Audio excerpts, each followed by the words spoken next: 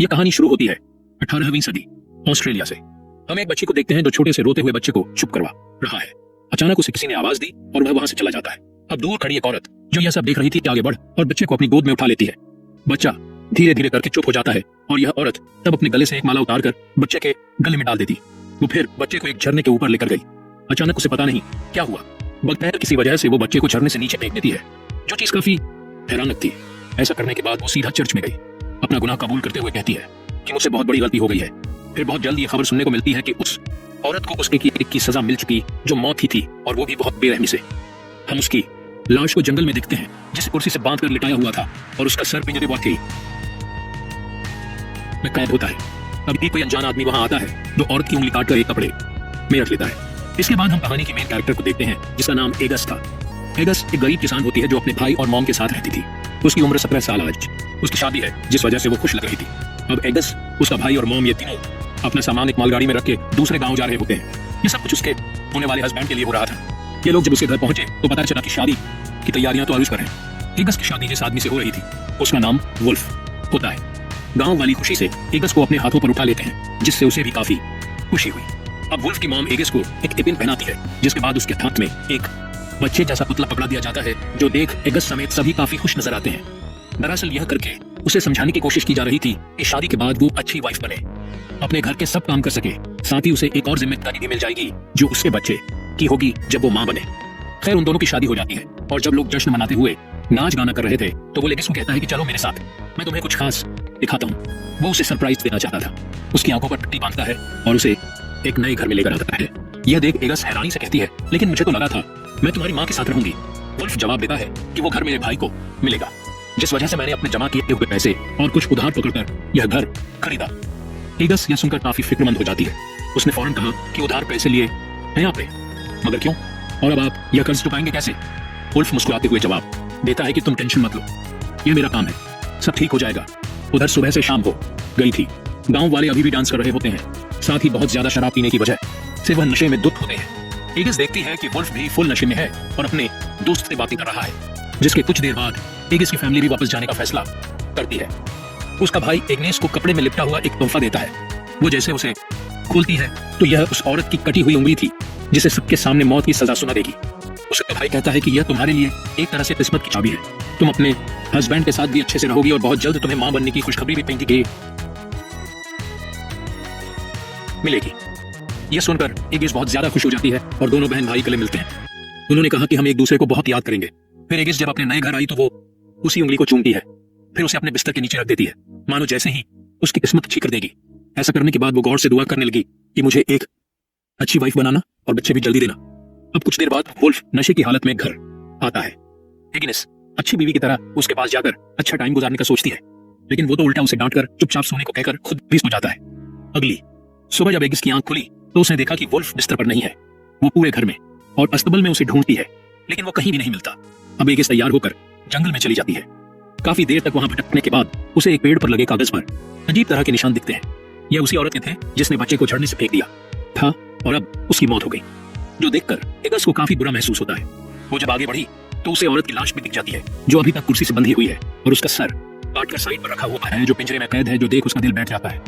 पर अब थोड़ा और आगे बढ़ने पर एगस वुल्फ को ढूंढ ही लेती है, जो अपनी माँ और गांव वालों के साथ तालाब में मछलियां पकड़ रहा होता है। वुल्फ की माँ उसे कहती है, आ जाओ, लड़की काम कर लो। एगस काम करने की बहुत कोशिश करती है, पर क्योंकि पहले उसने इस तरह का काम नहीं किया होता, इसीलिए उसे बड़ी मुश्किल पेश आती है। तभी चर्च की घंटी बजने लगी, जो सुनकर एगिस घुटनों के बल बैठ जाती है और दुआ मांगने लगी। उसे इस तरह देखकर वुल्फ की माँ चिढ़ जाती है, कहने लगी, बस करो सारी प्रेयर्स क्या आज ही करोगे? इतनी दुआ काफी है और काम पर लगो। अब दोपहर को एगस और वुल्फ की माँ मजदूरों को ब्रेड्स बांट रही होती है। सबको एक एक ही दी जा रही थी। एक आदमी 2 पीस मांगता है, यह कहकर कि मुझे बहुत तेज भूख लगी हुई है। एगस को उस पर तरस आ गया और वो 2 ब्रेड्स उसे दे देती है, लेकिन यह देखकर वुल्फ की माँ एक ब्रेड वापस ले लेती है और कहती है कि दफा हो जाओ यहाँ से, जितना दिया है उसे ही सब्र करके खाओ। यह देख एग्नेस को काफी हैरत हुई और बुरा भी लगा। वुल्फ एग्नेस को तालाब के रास्ते घर जाने का रास्ता बता रहा था।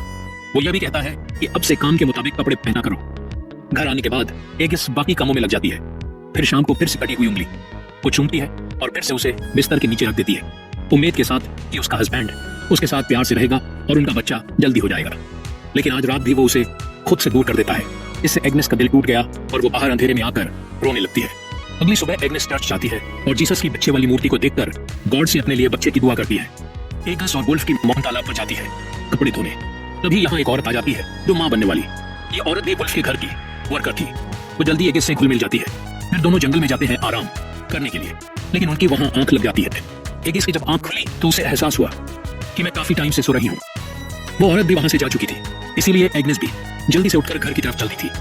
वहां पहुंचकर उसने देखा कि वुल्फ की मॉम खाना बना रही। वो पूछती है, क्या मैं आपकी मदद करूं? वुल्फ की मॉम गुस्से में मना कर देती है और पूछती है कि अब तक कहां थी? एग्नेस जवाब देती है चर्च गई।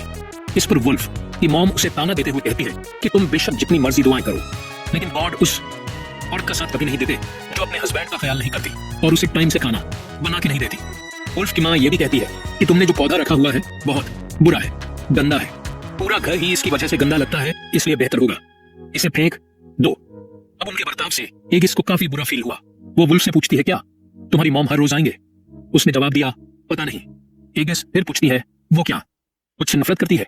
इस पर वुल्फ समझाता है कि ऐसी बात नहीं है, मेरी माँ बस थोड़ी सख्त है और गुस्सा हमारे खून में है।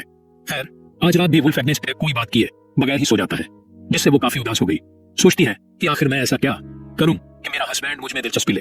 वो घर के पीछे बने एक पुराने कमरे में जाती है जहां उसने अपना श्राइन बनाया हुआ था, यानी इबादत की जगह। वो गॉड से दुआ करती है। तब एक तितली उसके चेहरे पर आकर बैठ गई। एगस इसे अपने लिए उम्मीद की किरण समझकर खुश हो जाती है। फिर अगली सुबह वो जल्दी उठी तालाब पर जाती है ताकि सबके आने से पहले वो मछलियां पकड़ ले, लेकिन वह बेचारी एक भी मछली नहीं पकड़ पाती, उल्टा कीचड़ में फंस जाती है जिससे निकल ही नहीं पा रही। तभी वुल्फ अपने वर्कर्स के साथ वहां आ जाता है जो एगस को ऐसे देखकर परेशान हो गया। कहता है कि तुम्हें यहाँ नहीं आना चाहिए था क्योंकि यह बहुत खतरनाक कीचड़ है। यहाँ पर बहुत सारे लोगों की डूबने से मौत भी हो चुकी है। इस पर एगस कहती है, वो बस मैं अपनी कल खाना न बनाने की गलती का बदला दे रही वुल्फ फौरन उसे बाहर निकाल देता है ताकि मछलियां डरकर भाग न जाए। रात के टाइम कोई वुल्फ का दरवाजा खटखटाता है और उसे बताया गया कि तुम्हारे दोस्त के साथ बहुत बुरा हो गया है, इसीलिए वो फौरन देखने निकल पड़ता है। तभी एगस भी पड़ोस में औरत की चीखों की आवाज सुनती है जिससे वो कांप उठी। लाइट लेकर पड़ोसन के घर चेक करने जाती है कि आखिर हुआ क्या है। वहां पहुंचकर उसने देखा कि वुल्फ के दोस्त के घर के बाहर बहुत सारे आदमी जमा है, क्योंकि वुल्फ के दोस्त ने खुद को फांसी पर लटकाकर अपनी जान ले ली। वो आदमी उसकी लाश को लेने आई और उसकी मॉम रो रही और आदमी उससे मिन्नतें कर रही थी, प्लीज इसे मत लेकर जाओ, लेकिन कोई उसकी बात नहीं सुनता। वो उसकी लाश को एक कैरेज पर रखकर वहां से ले जाते हैं। यह सब देखकर एग्नेस काफी डर गई। वो सही में हुई घर लौट आती है, दुआ करने लगी कि मैं हमेशा हर बुराई से बची रहूं। अगले दिन वहां पर फादर आई। वो कहते हैं कि वुल्फ के दोस्त की लाश को दफन नहीं करना क्योंकि अपनी जान लेना बहुत बड़ा गुनाह है। शुरुआत में जिस औरत ने बच्चे को झरने से फेंका था वो उसका अपना ही बच्चा था, लेकिन उसने तो अपना गुनाह कबूल कर लिया था, तो उसे फिर भी तकरीबन माफ कर दिया गया। माफी भी किया कि दर्दनाक मौत तो फिर भी उसे दी गई, लेकिन क्योंकि उसने अपना गुनाह कबूल कर लिया था इसलिए उसकी आत्मा हेवन यानी जन्नत में जाएगी। और वुल्फ के दोस्त ने खुद अपनी जान लेकर इतना बड़ा गुनाह किया कि उसकी आत्मा गुम हो गई है और वो पक्का हेल यानी जहन्नुम में ही जाएगी। चर्च से बाहर आने के बाद एगस देखती है कि वुल्फ के दोस्त की लाश को बाकी गुनाहगारों की लाशों के साथ सड़ने के लिए कूड़े में फेंक दिया है। अगले दिन एगस जब खेतों में काम कर रही थी तो उसे फीमेल वाला मसला हो जाता है, जिससे वो बेचारी मायूस होकर रोने लगती है क्योंकि उसने मां बनने की दुआ की थी। दोपहर को एग्नेस जब रोटी बांट रही थी तो उसकी प्रेग्नेंट दोस्त कहती है कि एक और दे दो प्लीज, क्योंकि मैं 2 जानों के लिए खा रही हूँ, अपने और होने वाले बच्चे के लिए। लेकिन क्योंकि वहां वुल्फ की मां मौजूद थी इसलिए एग्नेस को मना करना पड़ता है। उसकी सास उसे और परेशान करने के लिए कहती है कि तू फिक्र ना कर उसके खाने की, उसे तो शुक्र अदा करना चाहिए कि उसे यहाँ काम पर रखा हुआ है। ये बात सुनकर एग्नेस को बहुत बुरा लगता है। उसे शदीद गुस्सा आया हुआ था, इसलिए घर लौटते हुए वो खुद को कांटे वाले पौधों से जख्मी कर लेती। इसीलिए जब उसका मन नहीं भरा तो वह खुद को और तकलीफ पहुंचाने के लिए कांटेदार टहनी से अपनी जुबान को भी खुरचने लगती है, जिससे उसका काफी खून बहने लगा और यह सीन काफी दिल दहला देने वाला था। ऐसा करने के बाद वो वहां रखी सरकती औरत की लाश के साथ ही लेट जाती है और कुछ देर वहीं आराम करती है। रात को जब एगस घर नहीं पहुंची तो वुल्फ की मां उससे शिकायत करती है कि देखो तुम्हारी बीवी अभी तक घर नहीं आई, मुझे तो उस लड़की की बड़ी फिक्र लगी रहती है, ना तो टाइम से घर आती है, ना खाना सही से बनाती है और ना ही कोई काम ढंग से करती है, ना ही तुम्हारा ख्याल उसे रखा जाता है और ना ही बच्चा पैदा कर रही है। ये सुन वुल्फ कहता है, माँ अब शांत हो जाओ और एगस को थोड़ा और टाइम दे, सब कुछ कर लेगी। उसकी माँ कहती है, तुमने भी गलती की है, तुम्हें इस गांव की किसी लड़की से शादी करनी चाहिए जो ये सारे काम भी करती और तुम्हारे बच्चे भी पैदा करते। अब वो लोग इस बात से अनजान थे कि एग्नेस बाहर खड़ी हुई उनकी सारी बातें सुन रही है। वो दुखी होकर रोने लगती है, दिल ही दिल में सोचती है कि मैं वुल्फ की माँ को कैसे बताऊं कि बच्चा पैदा होने में मेरा कोई कसूर नहीं है बल्कि उनके बेटे का है। खैर अब घर लौटने की बजाय उसी सरकटी औरत की लाश के पास आ जाती है। अपना मन हल्का करने के लिए पूरी रात उसे गाना गाकर सुनाती रहती है। अगली सुबह वो वुल्फ के घर जाने की बजाय अपने पुरानी माँ वाले घर जाती है, जहाँ वो खिड़की से अपनी माँ और भाई को देखती है जो आराम से बैठकर नाश्ता कर रही है। कुछ देर बाद उसका भाई अस्तबल में आया, जहां वो एगिस को सोया हुआ देखता है। उसकी माँ भी आ गई। एगिस उन्हें बताती है कि मैं अपने हस्बैंड के घर में नहीं रह सकती, मुझे वहां डर लगता है। इस पर उसकी माँ ने कहा कि बेटा, वही तुम्हारा घर है, मैं भी तुम्हें अपने पास नहीं रख सकती। हाँ, लेकिन जब भी तुम्हें कोई मुसीबत होगी या तुम परेशान हुई तो मैं तुमसे मिलने फौरन आ जाऊंगी। इसीलिए वो मायूस होकर घर के पास ही बैठ जाती है। दोपहर को यहाँ वुल्फ आता है। वो एगस से कहता है कि उठो मेरे साथ घर।